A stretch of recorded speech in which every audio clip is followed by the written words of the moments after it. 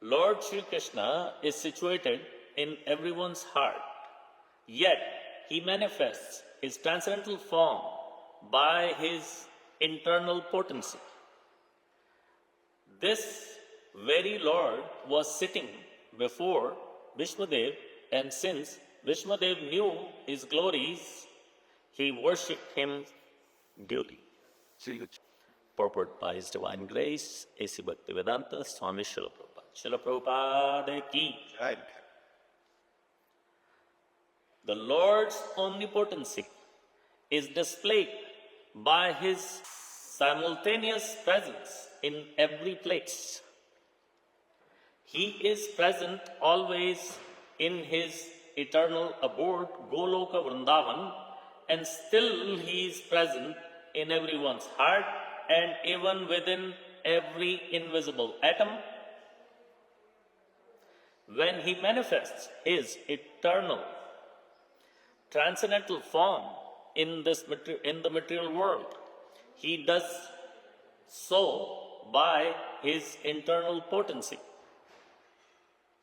The external potency or the material energy has nothing to do with his eternal form. And these truths were known to Sri Bhīṣmadeva, who worshipped him accordingly. Very short and sweet purport. So this chapter is called The Passing Away of Bhīṣmadeva, Sri Bhīṣmadeva. Bhīṣmadeva is one of the spiritual authorities. This Bhagavatam is trying to go towards the birth of Emperor Parikshit, because the Bhagavatam is actually spoken by Srila Sukadeva Goswami for Parikshit Maharaj.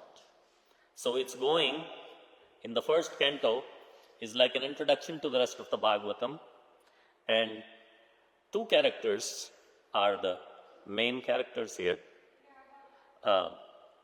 in the Bhagavatam.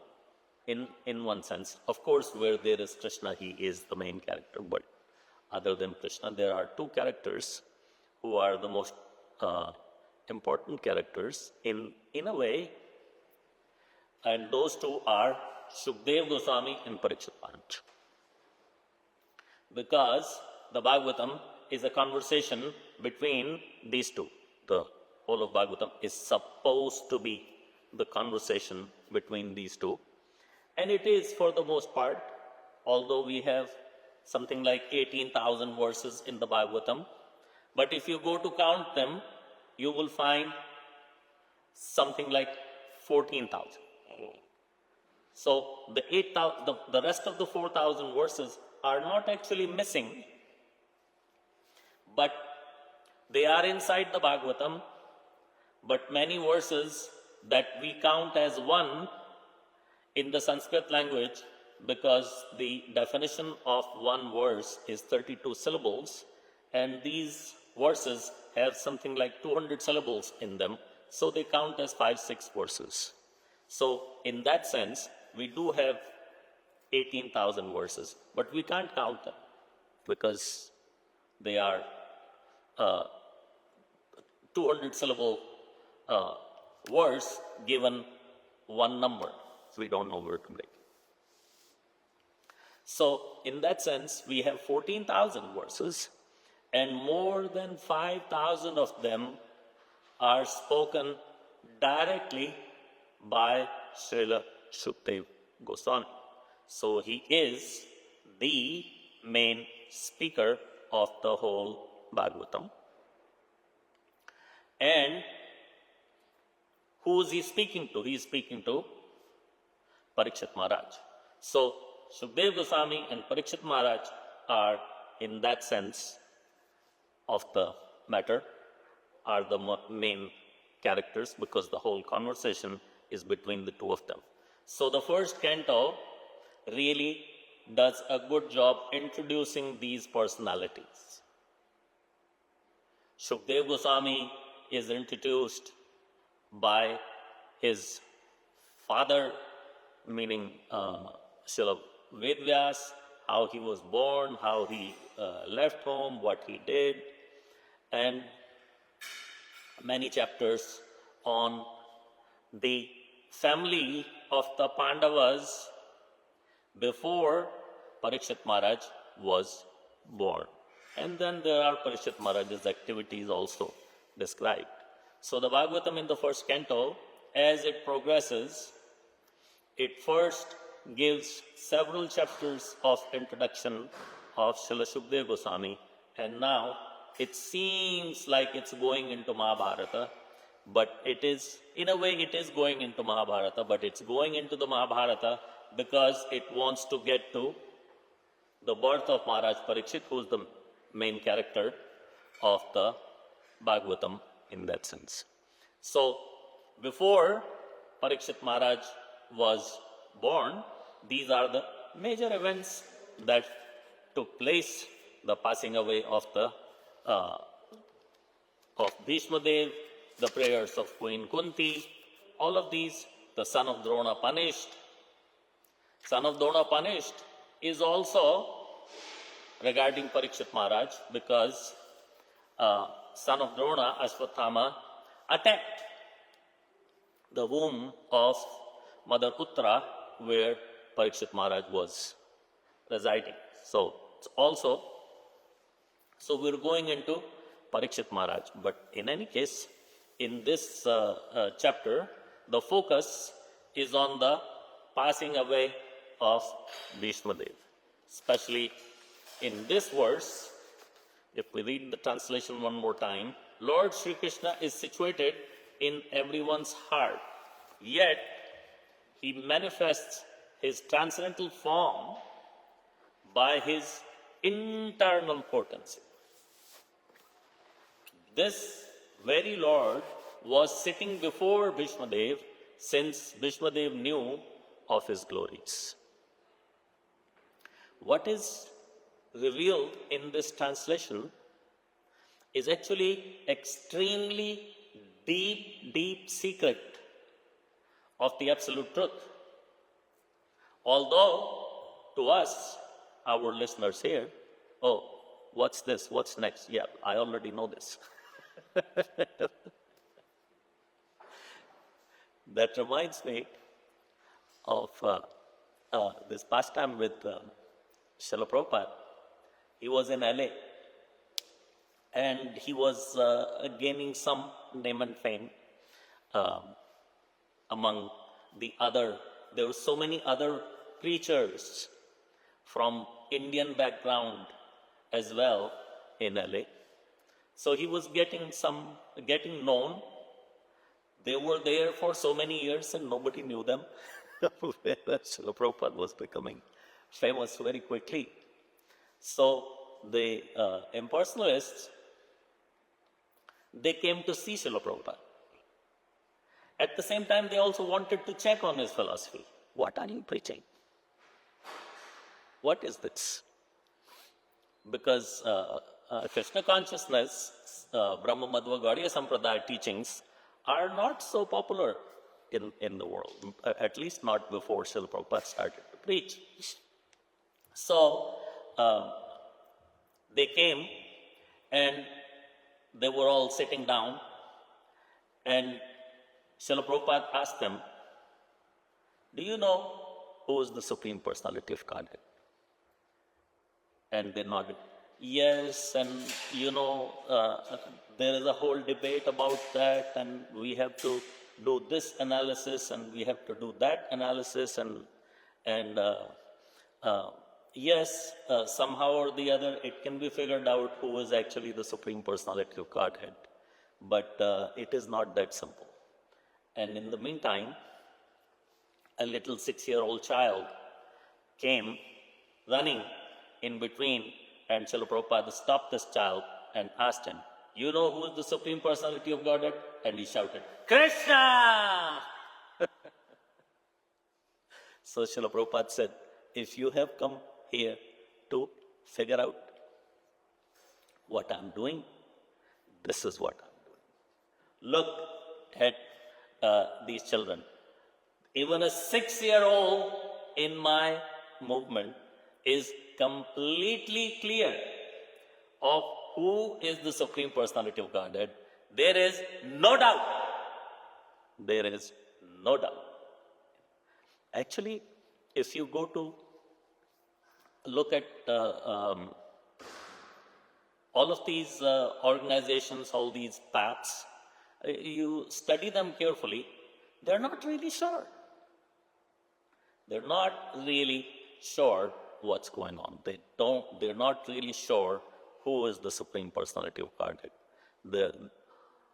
They have a debate, they have an idea, or one day they are sitting and talking about Brahma, so they will call Brahma the Supreme. The other day they're sitting down talking about Shiva, so they will call Shiva the Supreme. There's so many. And the Mayavadis, of course, they will call the Brahma Jyoti to be the Supreme, and the Paramatmavadis will declare that Paramatma is the Supreme.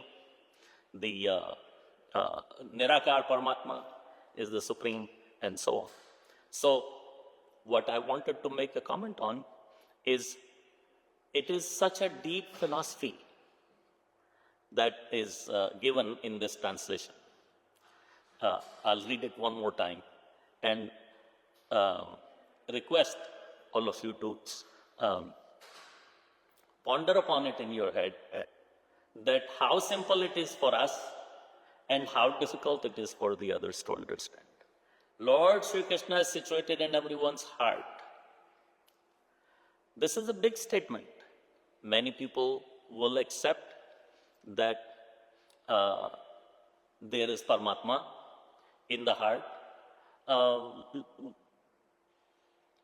Some kind of God is in the heart, but they will not accept it's Krishna.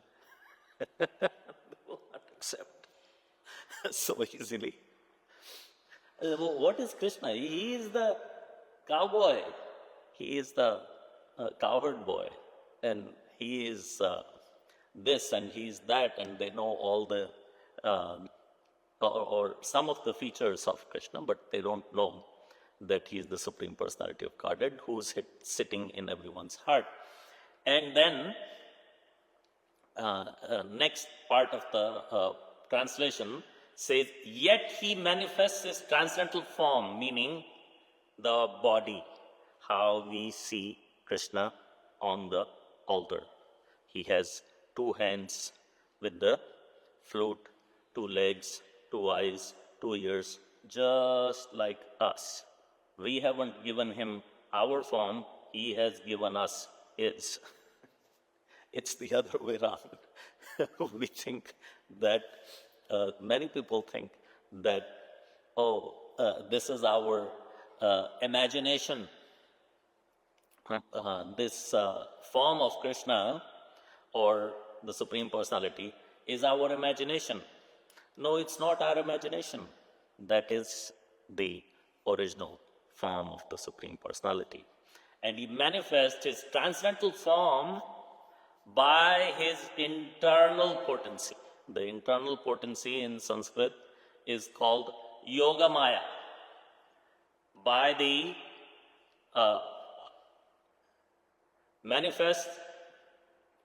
he manifests his transcendental form by internal potency, by Yoga Maya. How? Because all of his pastimes, when he is in the form of Krishna or any other form, are managed by Yoga Maya. And what about us? Are we managed by Yoga Maya? Not really. We are more managed by Mahamaya.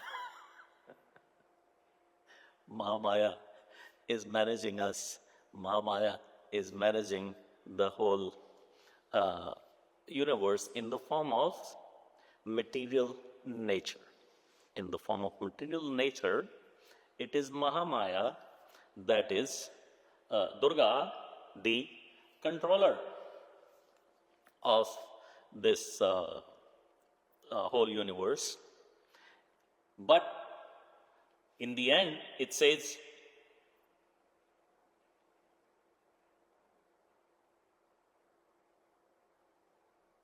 oh, sorry, at the end of the purport, it says that Krishna's pastimes or Krishna's Leela or Krishna's form or his appearance have nothing to do with the external potency.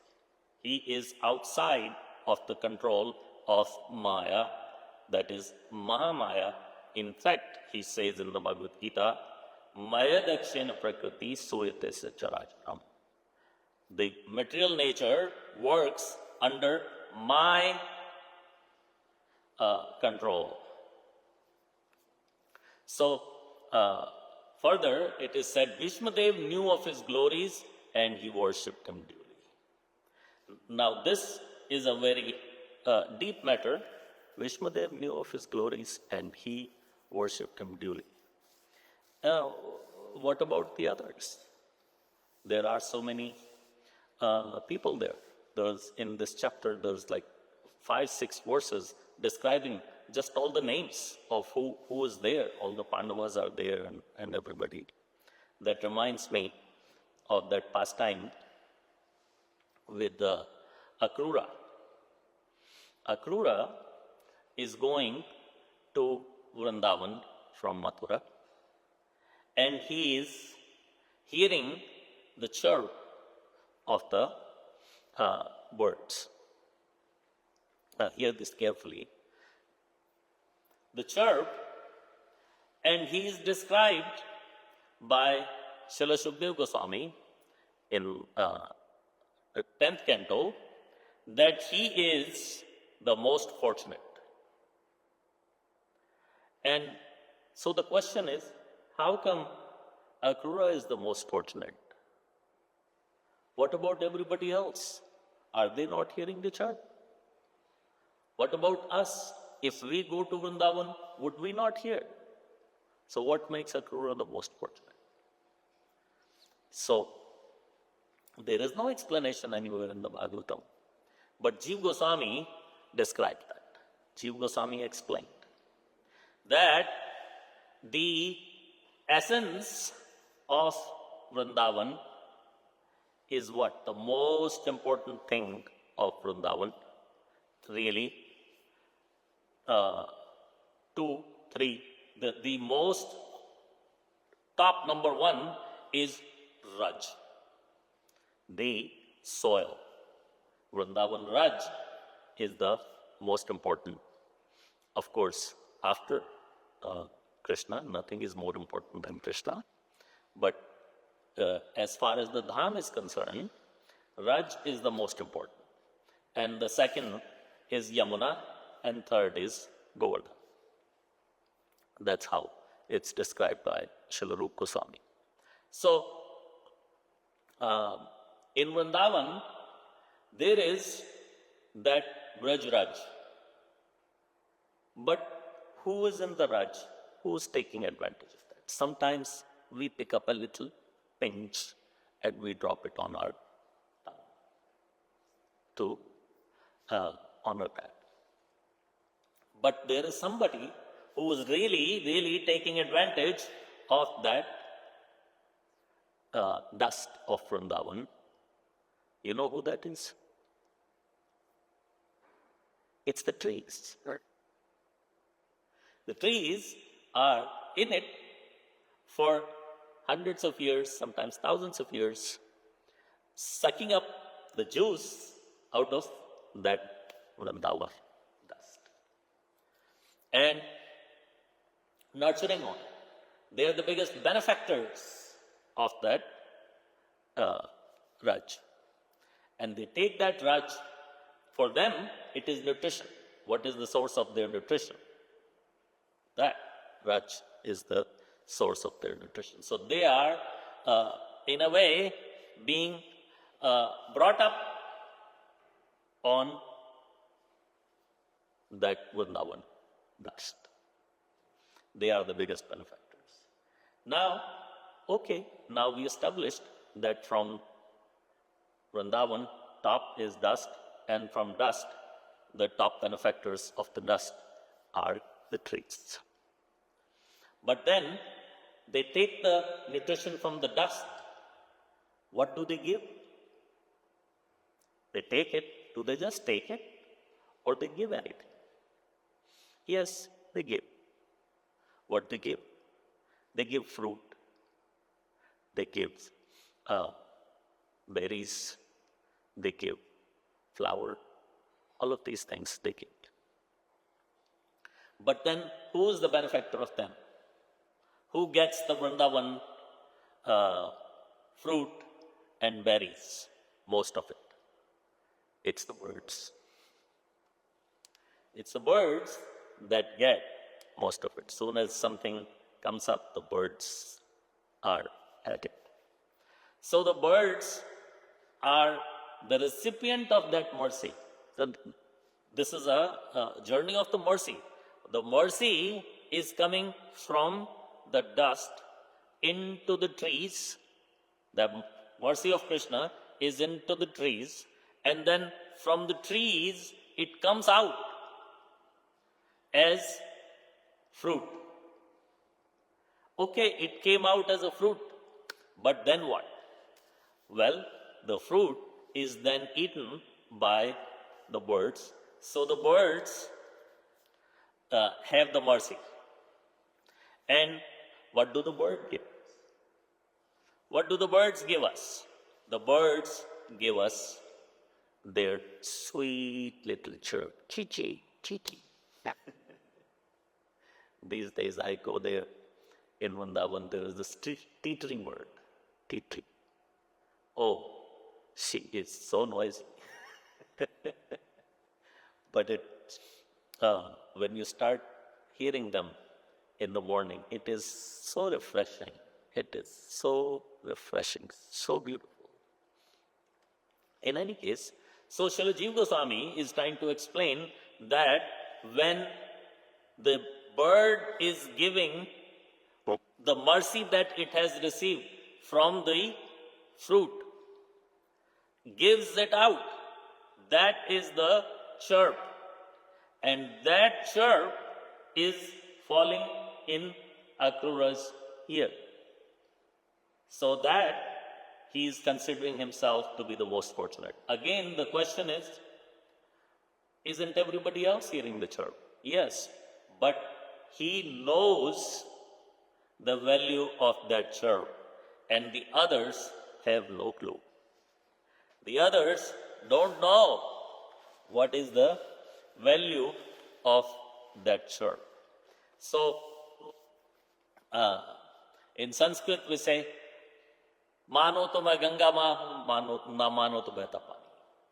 If you know that there is Ganges flowing here, then that is an advantage to you for purification. But if you just consider it running water,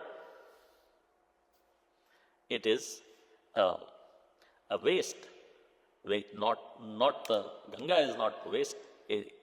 My understanding is the waste, that I did not understand the mercy of Ganga flowing or mercy of Yamuna flowing. I'm just looking at it as water flowing. So,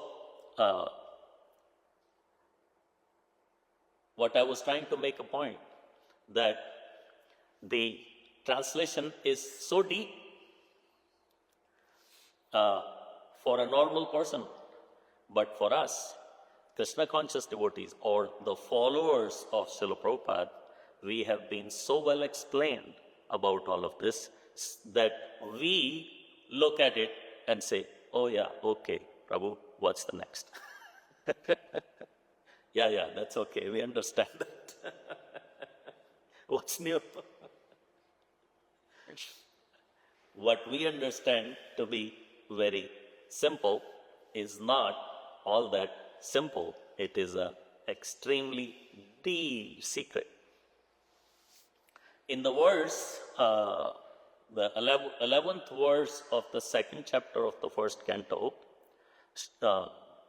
Sut Goswami is explaining, Brahmeti Paramatmeti Bhagvaneti Shabdati. part of the purport, Srila Prabhupada explains. Bhagwan, or the personality of Godhead, is the last word of the absolute truth. Bhagwan, or the personality of Godhead, is the last word of the absolute truth. Paramatma is partial representation of the personality of Godhead. So we were discussing that there is the Paramatma in every atom and in everyone's heart. And then there is Brahma Jyoti, the Jyoti coming out of the lotus feet of Krishna, toenail of the lotus feet of Krishna. And then there is Krishna. So these are three forms of the absolute truth. Three representations of the absolute truth. Brahmeti, Paramatmeti, Bhagavaneti, Shabdeti. So Srila Prabhupada is explaining in the purport that the personality of Godhead, Bhagavan, is the last word of the absolute truth. Is the absolute truth. Whereas Paramatma is a partial representation of the personality of Godhead. And the impersonal Brahman, the Brahma Jyoti, is glowing effulgence of the personality of Godhead as the sun rays are to the sun god. Just like the sun rays come out of sun god or the sun disk, the Brahma Jyoti comes out of Krishna. So Krishna, the Brahma Jyoti is absolute truth, Paramatma is absolute truth, but Srila Prabhupada here is saying that these are partial representations of Krishna. The full representation is Bhagwan as Krishna, as we see on the altar as Madan Mohan. That is the full manifestation. In the next sentence, starting the purport, the Lord's omnipotency is displayed in the simultaneous presence in every place. The Supreme Lord, Krishna, is omnipotent. Srila Prabhupada is explaining that it is displayed by his simultaneous presence in everyone's heart and in every nook and cranny, in every atom. Just like last weekend, we had the appearance of Lord Nrsimhadev, one of the most famous pastimes of the Śrīmad Bhāgavatam. I wasn't here. I hope you had a good festival. I was in Calgary.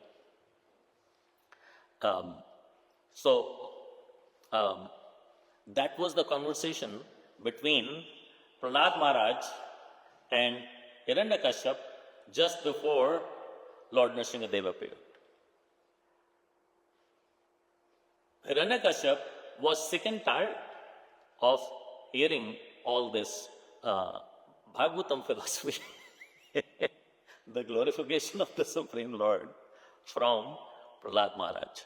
So one day, in full of anger, he asked, "Where is your Vishnu?" No, first he asked, "Where do you get the power to do all?" "I get it from Vishnu." "Where is your Vishnu?" "He's everywhere." "Is he here?" Is he there?" "Yes." Like we say in the Narsingha prayer, Ito Narsingha Parato Narsingha Yato Yato Yamitato Narsingha. What that means, many people don't understand what that means. What that means, Ito Narsingha means Nrsimhadev is here. Parato Narsingha is there. Yato yato yami. Yato yato ami. Wherever, yato yato is wherever. Ami is me. Yato yato yami tato Narsingha. Wherever I go, Lord Nrsimhadev is there. So that is the same thing explained here, that Lord's omnipotency is displayed by his simultaneous presence in every place. So when Prahlad Maharaj said that he is everywhere, and Hiranyakashipu, holding the club, getting angrier and angrier, he asked, is he there in this pillar?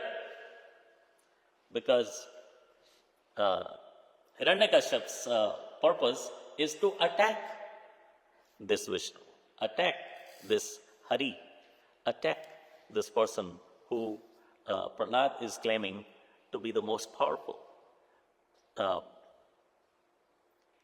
Hiranyakashipu wants to attack him. So he's trying to find where he is. He says, is he in this pillar? Yes, he is in the pillar. Of course he is in the pillar. He is in every atom. The pillar has so many atoms. So he is in every atom of the pillar. So Nrsimhadev comes out soon as Hiranyakashipu hits the pillar. Why? Because of the faith, firm faith of Prahlad Maharaj. In order to protect his devotees, he shows up, he comes out, and he takes care of Hiranyakashipu. He is present always in his eternal abode, Golok Vrindavan. Many people ask, oh, Krishna left Radharani in Vrindavan. Why did he do that? He left the gopis in Vrindavan. He left his parents, his foster parents who brought him up. He left them. He never came back. And so many things. And I say, you say Krishna never leaves Vrindavan, but then in the Bhagavatam it is said that Krishna left Vrindavan. He went to Mathura, he went to Avanti, he went to Dwarka, he went to so many places. He went to Hastinapur. So how is that?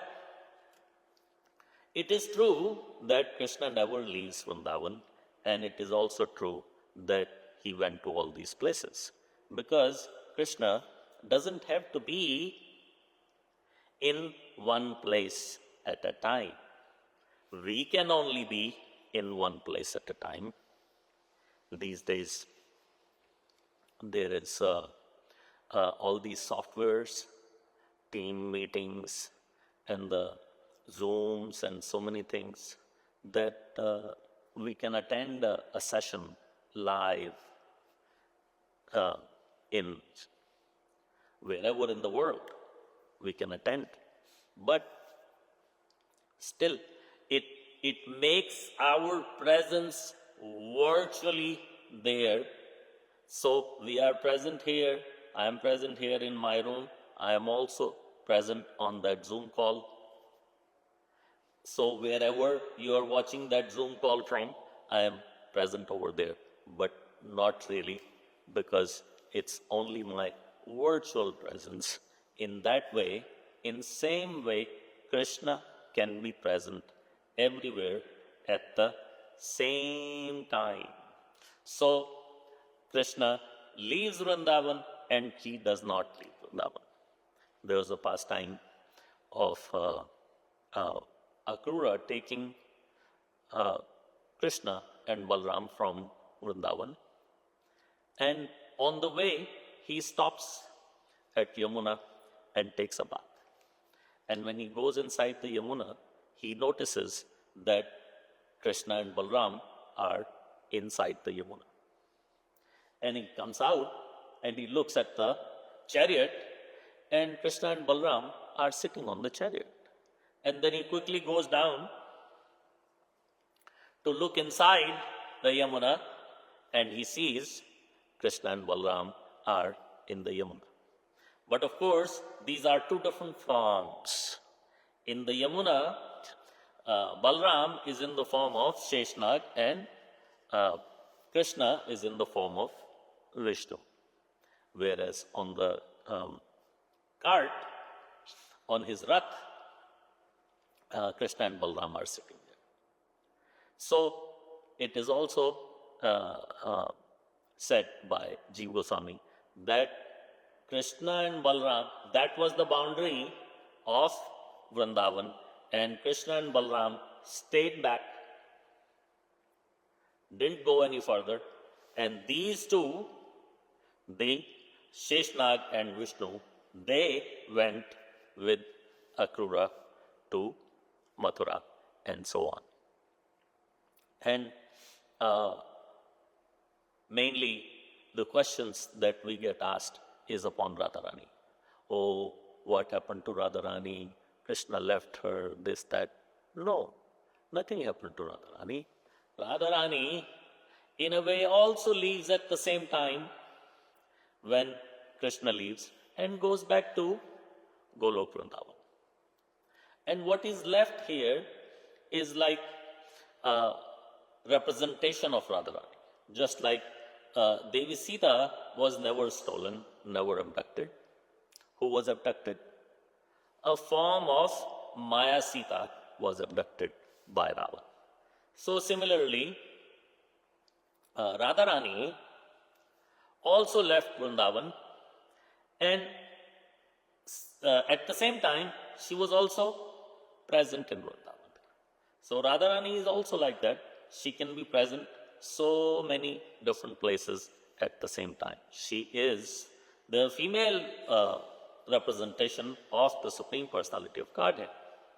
So, in the next line, Srila Prabhupada is purport, and still he is present in everyone's heart, even with every invisible atom.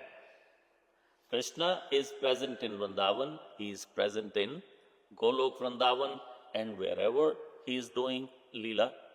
And Srila Prabhupada is saying, he is, on top of that, he is present in every one of our heart. Every living entity, not just the human beings, every living entity's heart, Krishna is present. No matter how tiny that jiva is, because the size of the soul is what? 1/10 of the tip of our hair. It is so tiny. That's why Srila Prabhupada is mentioning here, invisible atom. Do we see atoms? No, we don't see atoms. Do we see atoms? With a microscope we can. Without a microscope, atom means something, a portion that small that is not visible to a human eye. But under the microscope, we can see the atom. So that's why Srila Prabhupada is calling invisible atom. He is present in everyone's heart, and he is present in every little invisible atom. The atom is not even visible, but Krishna is there. So the soul is the same size even in an elephant's body, that keeps the whole body of the elephant conscious. It's the same size in our body, and the same size of soul is in an ant. All atoms are invisible because we cannot see them. We need a microscope to see the atoms. When he manifests his eternal transcendental form in the material world, he does so by his internal potency. So, Srila Prabhupada is giving an explanation of what is said in the translation that when Krishna enters the material world, he comes through the internal potency. He does not come through the external potency. What comes through the external potency? We come through the external potency in terms of our body. Of course, our soul is not coming from external potency. Our bodies are coming from the external potency. Part of material nature comes out of the ground and goes back into the ground after we finish our whatever we do our lifetime. We go back into the ground. There are examples given in the Bhagavatam, in the Krishna book, in the Chaitanya Charitamrita, of who is this Yog Maya, or the internal potency that is being discussed. When you go to Mayapur Parikrama, you go to a temple called the Prauಢ Maya. You been? Prauಢ Maya temple? Have you been to Prauಢ Maya temple? Better? Prauಢ Maya. It's in Navadvip. You go on the Parikrama, they take you. Prauಢ Maya represents, Prauಢ Maya is the representation of Yog Maya. And she is represented in Navadvip in the form of Prauಢ Maya. She has her own temple. We all go there. And also, she is represented by Simantani Devi. Prauಢ Maya is her old Swarup, whereas Simantani Devi is her young form. Simantani Devi is at the Simanta Dweep, where the Jagannath temple is in Rajapur. You've been to Jagannath temple in Rajapur? So behind that Jagannath temple, there is another temple in the middle of the garden, and that's called the Simantani Devi. Simantani Devi temple. She is sitting there on a lotus flower with her folded hands and in a prayerful mood, and Lord Chaitanya Mahaprabhu in the Gauranga form is standing in front of her,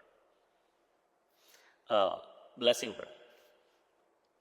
So that is also another representation of Yog Maya. These Yog Mayas, they are the controllers or directors of Chaitanya Mahaprabhu's pastimes over in Navadvip and wherever he goes. Whereas in Vrindavan, there the Yog Maya is represented by Purnamasi. Purnamasi, everybody's heard of Purnamasi. Purnamasi is the wife, it also plays the role of the wife of Shandilya Rishi. Shandilya Rishi is the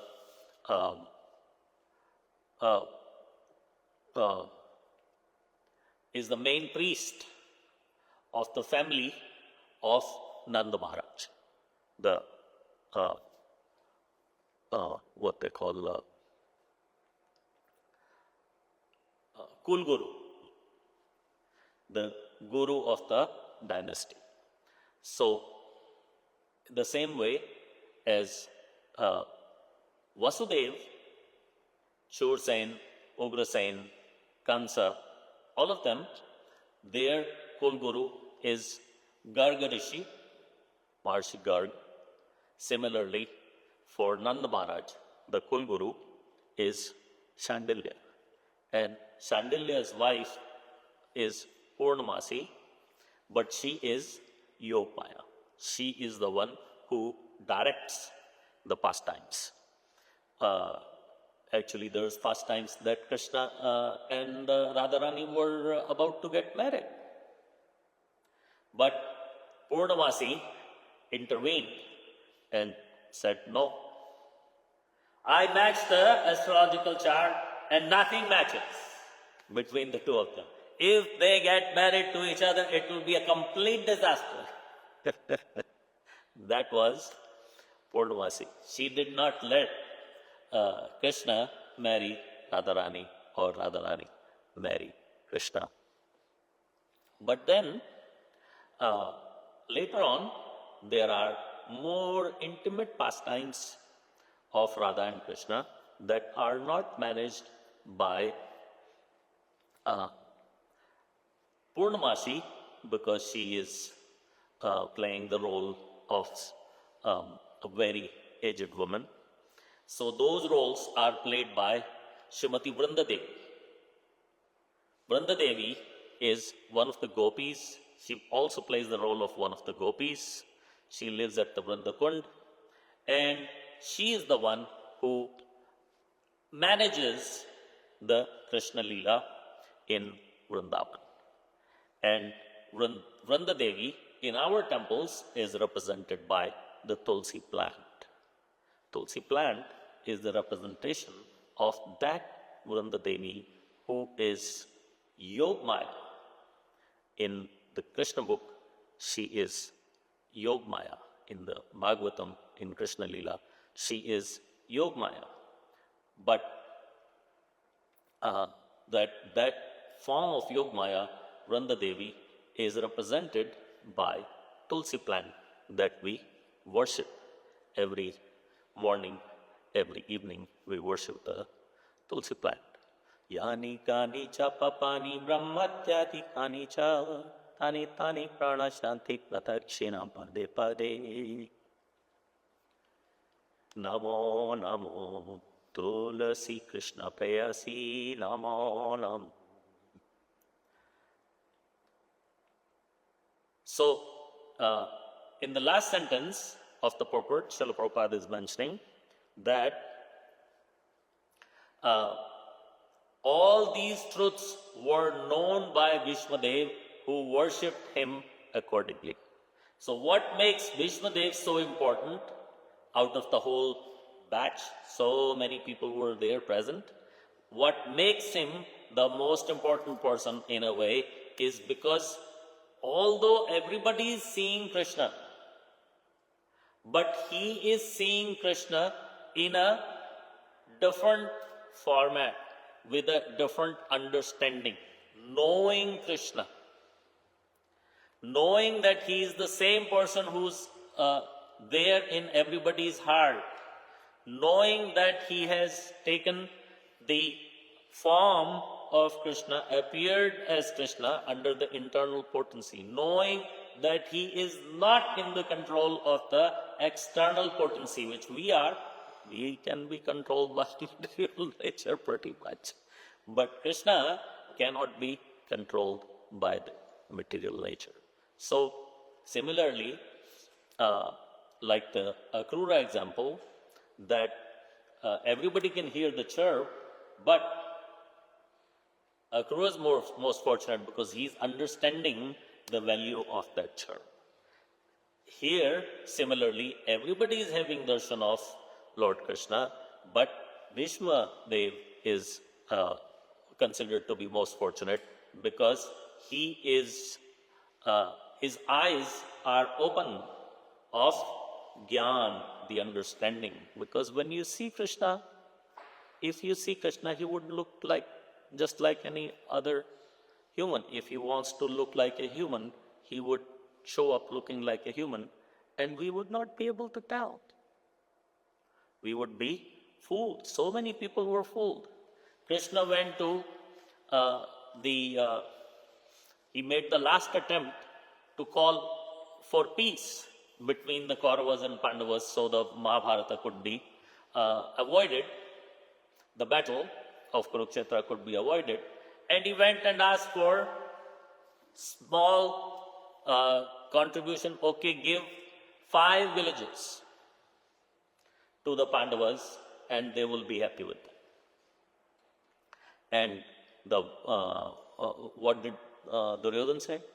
No, I will not give them enough land that can be covered by a point of the pin. I will not give them that much land. So the things got worse, and Duryodhana gave the order to his soldiers, arrest Krishna. He wanted to arrest Krishna. So Krishna took out so much effulgence out of his body and increased the size of his body. And everybody present there, such as Bhīṣmadeva was present there, were completely full of bliss to see this form of Krishna, whereas everybody else was in fear. Oh God, what happened? And Duryodhana called it mystic potency. It's a mystic power. Krishna is showing mystic power. He still did not understand that I'm dealing with the Supreme Personality of Godhead. He still thinks, oh, this is mystic power. So the lesson from this verse is that Krishna is in front of us. The more we know, the more we have faith, the more we have Shraddha, the more we will be able to take advantage of that association. And the less we have that, the less to our advantage. So that's why these personalities, the Mahajanas, Bhishma is one of the Mahajans, is considered to be the knower of the absolute truth. They can take full advantage of Krishna's darshan. We can also take full advantage of Krishna's darshan, or more and more as we advance in our understanding, in our determination, in our realization of understanding the Supreme Personality of God. Okay? Thank you very much. Any questions or comments? See, we are counting charachar. Charachar means moving and non-moving. The 8,400,000 species are considered to be mostly moving. And non-moving is the dull matter that we consider to be dull matter. Wood, stone, soil, all of that is considered to be dull matter. So when we say Krishna is everywhere, he is present in the heart of each and every living entity, but it's not that he is not present in the dull matter either. He is in every atom of the dull matter. He is in every atom of my body as a representation, but he is also in the heart. Now, what is the difference between the Paramatma that's in every atom of the body and the Paramatma who's in my heart? Okay? You want to know that? So the difference between the Paramatma who's in my heart and the Paramatma who's in every atom of my body is the Paramatma in every atom of my body is not really guiding me or participating in anything, whereas the Paramatma sitting in my heart is drashta. In the Bhagavad Gita, that Paramatma is described as drashta in Sanskrit, and Atma is described as karta in Sanskrit, but in English, that Atma is the doer and the Paramatma is the seer. He just sees, he notices. Once in a while, he would give you inspiration, he would give you guidance, but it's up to you to accept it or not accept it. Whereas the Paramatma that's in every cell of my body is not really there to guide me, guide my soul, guide my head. Is that clear? Very well. Thank you. Thank you. Any other question? I'm going to ask. Oh, wait. Send. Thank you, Prabhu. Thank you. Jagat Guru Śrīla Prabhupada ki. Grantraj Śrīmad Bhāgavatam ki. Nitai Gaur Premanande. Yes.